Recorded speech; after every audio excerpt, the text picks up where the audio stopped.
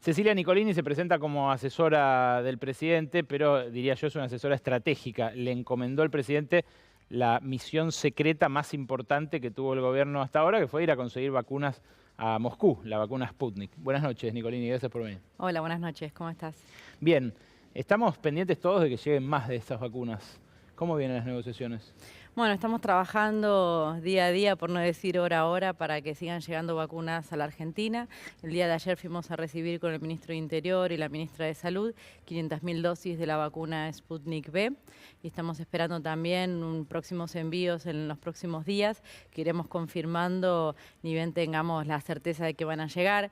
La llegada de las vacunas es todo un desafío logístico, no solamente lo que tiene que ver con la producción de las vacunas y que estén disponibles, sino también todo lo que tiene que ver con traerlas a la Argentina. Entonces, es un equilibrio que hay que hacer entre brindar la información a la población, a la ciudadanía y a los medios de comunicación y también ser prudentes para que realmente cuando tengamos todo confirmado y realmente esas vacunas lleguen a la Argentina, lo informemos de manera certera.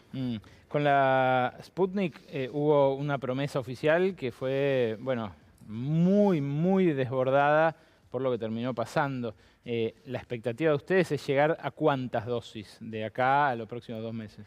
Bueno, el objetivo de mi último viaje justamente era entender de primera mano todos los problemas que había en términos de la producción de las vacunas.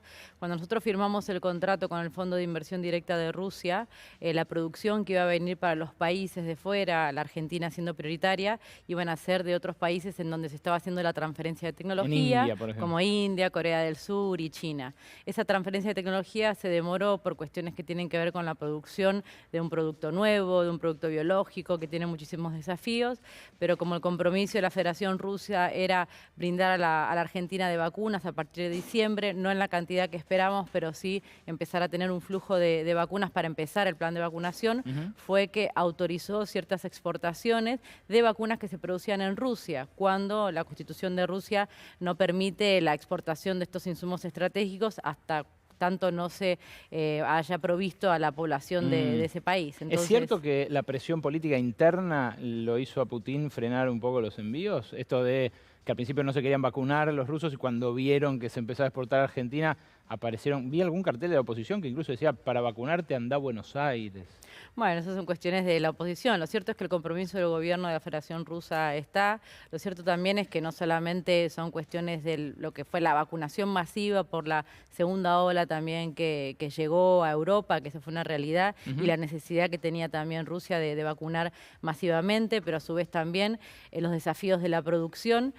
Rusia aumentó la producción considerablemente, ya tiene más de 5 grandes plantas que están produciendo vacunas y la están escalando, pero eso también tiene desafíos, ¿no es cierto? Muchas veces el Instituto Gamaleya en esto es un instituto con mucho reconocimiento, mucho prestigio, que tiene unos controles de calidad muy exhaustivos, no tiene 1 o 2, sino 3 controles de calidad. Y muchas veces lo que ha pasado, por eso muchas veces la prudencia de anunciar nuevos envíos de vacunas, es que lotes que estaban disponibles para enviar, en este caso al argentino o dentro de la Federación Rusa, eran desechados porque sucedía algo como contaminación cruzada o que no tenían las condiciones de calidad que exige Gamaleya para certificar esos lotes y poder enviarlos. Eso hizo que también se demorara más de lo previsto la provisión de vacunas. La gran apuesta del gobierno antes de que se cerrara ese... ¿Cuántas veces fuiste a Rusia vos?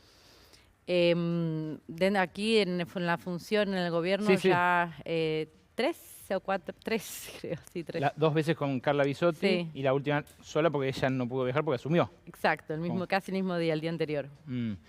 La gran apuesta del gobierno antes de ese acuerdo con la Sputnik era otra, que bueno, por suerte apareció esta porque fue totalmente fallida, la apuesta por la de Oxford AstraZeneca. Recibimos apenas algunas de Covishield, ¿no? Que es licenciada por Oxford AstraZeneca, hecha en India, pero el grueso, que era lo que se hace acá en Garín, terminó en México y nunca volvió. ¿Qué pasó ahí? ¿Hubo una estafa de alguien, el socio de Sigman en México, el gobierno de Andrés Manuel López Obrador? ¿Qué pasó? La apuesta del gobierno desde el inicio fue una estrategia multivacunas, es decir, tener las vacunas que sean en primer lugar seguras, eficaces y que estén también en tiempo y forma y que la Argentina también pueda firmar contratos y responder a esos contratos para que puedan llegar.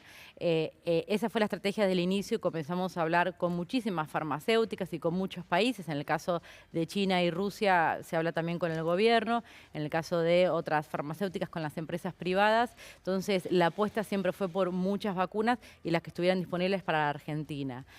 Cuando se anunció la producción de la vacuna en conjunto con México, esta vacuna de AstraZeneca y Oxford, fue y sigue siendo una magnífica noticia porque es una producción local. Aquí producimos el antígeno, se envía a México para lo que es la dosificación y el envasado y luego la distribución, y también con una mirada muy equitativa, de acceso público, como un bien público de la vacuna, que el presidente siempre lo defiende. Sí, está bien, pero y que ya también mandamos, lo comparte. por lo que me dijeron en la empresa, mandaron 36 millones de dosis a México. Algunos de esas terminaron en Estados Unidos porque faltaba un filtro para enfrascar. Yo empiezo a sospechar, me imagino la gente en su casa también. No, la situación global es muy compleja, muy compleja. No solamente tiene que ver con, o sea, es la producción de la vacuna, son los insumos para producir las vacunas, como ciertos filtros. En algún momento también la necesidad de comprar los viales, los frascos, el vidrio, para poder, que son únicos, ¿no? Un tipo característica, un vidrio especial para estos viales. O sea, son muchísimos desafíos a la vez. Es casi como despegar un avión y ir construyéndolo en el aire, ¿no es cierto? De producir las vacunas, que tengan la calidad y que lleguen. Este proceso se está produciendo, esperamos que entre abril y mayo ya comiencen a llegar, y no solamente, obviamente, prioritario para la Argentina y para México, pero también para el resto de América Latina, que me parece también que es una cuestión esa muy importante, porque mientras la región no tenga acceso también a las vacunas y comience a vacunar a toda la población, va a ser muy difícil también a la Argentina salir de esta pandemia, aunque avancemos también con nuestra vacunación. ¿Hay algún ¿no? Tiene plazo que para ser una que, estrategia regional. para que lleguen esas? ¿Hay algún plazo? Para que lleguen las vacunas AstraZeneca, sí, esperamos que entre abril y mayo ya comiencen a llegar. Pero una cantidad más o menos aproximada. Lo están terminando de definir, ahora están en un proceso muy importante que es lo que se llama la estabilidad de las vacunas. Cuando las producen tienen que dejarlas entre 3 y 4 semanas con cierta estabilidad para ver que realmente esa vacuna, digamos, es segura, es segura, es eficaz. Homogénea. ¿Cierto? Pero exacto, homogénea, una característica, perdón, no soy epidemióloga, a veces los términos se me escapan, pero que realmente esté lista y con el certificado de calidad para poder exportarla. Cuando eso esté listo, se comenzará a distribuir. Cecilia, hoy estuvieron reunidos el jefe de gabinete, varios miembros del comité de crisis de vacunación y demás, para evaluar la segunda ola y nuevas restricciones. Nosotros ahora en un ratito tenemos un informe sobre transporte. Van a ver ustedes lo difícil que va a ser volver a cerrar el transporte público, la cantidad de gente que viaja, cómo viaja y demás. Pero ¿en qué consisten las nuevas restricciones que, bueno, mañana pasado se van a oficializar, por lo que entiendo, un decreto de necesidad de urgencia? Bueno, se está analizando desde el gobierno esas medidas, entendiendo también la evolución que está teniendo la pandemia, sobre todo en los países limítrofes, y eso viendo cómo impacta en la Argentina. Estamos viendo un leve repunte de los casos, lo cual genera una preocupación y una ocupación para tomar las medidas necesarias en tiempo y forma. En primer lugar, sí, lo que se está analizando sobre todo es la cuestión de las fronteras y la relación, el tránsito de las personas entre países, desalentando los viajes de turismo por cuestiones que no sean esenciales, y a partir de ahí viendo cómo va evolucionando y tomar las medidas que sean necesarias en el momento oportuno. ¿Por qué tanta vacilación a la hora de cerrar las fronteras al turismo que sale, ¿no? Porque la gente que quiere venir de turismo ya no puede hace un tiempo. Pero estos chicos que se fueron, por ejemplo, de viaje egresados a Cancún, volvieron con PCR trucho, infectados, nueva cepa. ¿Eso por qué no lo prohíben?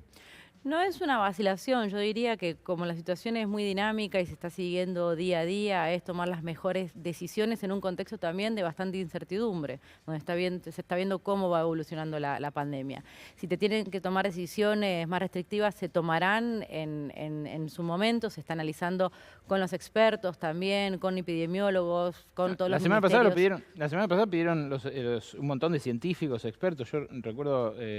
a mí me la mandó Aliaga, pero estaba también, bueno, hay muchos científicos que eran de la banda de Salvarezza, el ministro de Ciencia, digamos, que con toda honestidad decían, es gravísima la circulación en Brasil, es gravísimo lo que está pasando en la región, evitemos traer eso.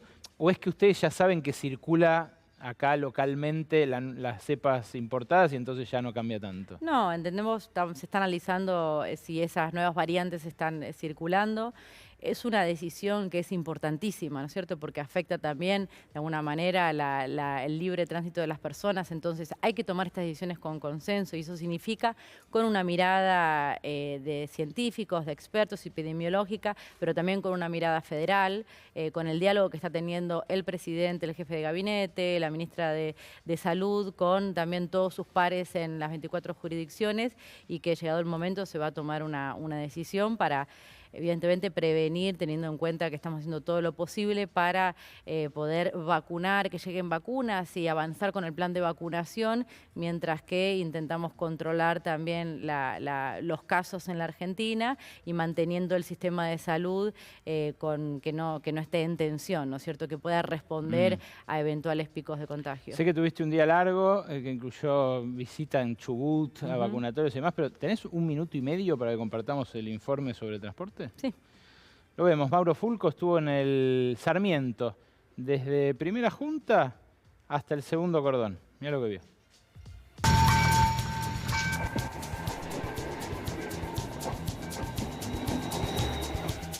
Después de un año de pandemia y ante la inminencia de una segunda ola, bien vale preguntarse cómo se viaja en el transporte público.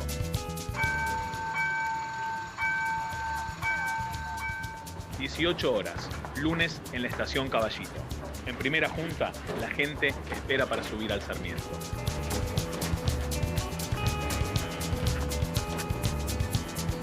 Poca gente en el vagón.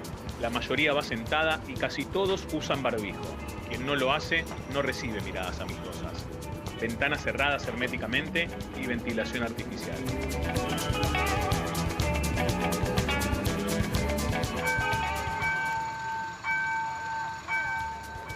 Minutos más tarde llegamos a Liniers. Como es de esperar, el vagón se va llenando. Mucha gente viaja parada.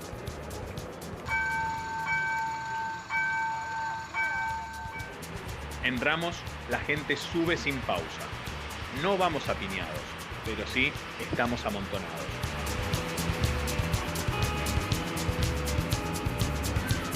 Si no fuera por el uso del barbijo, en el transporte público pareciera haber normalidad. La gente va parada, la gente va encimada y el ritmo de contagios aumenta día a día.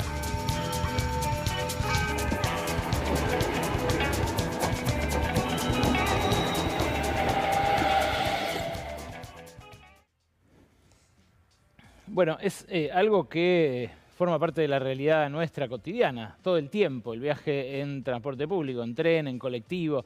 En los colectivos a veces es peor porque con el frío, la semana pasada, empezó a cerrar la gente las ventanas. Y claro, anda a decirle a alguien, ¿no? Abrí la ventana que está al lado tuyo, hace frío, se genera una discusión. No hay nadie que controle esto. No puede haber tampoco un inspector por colectivo.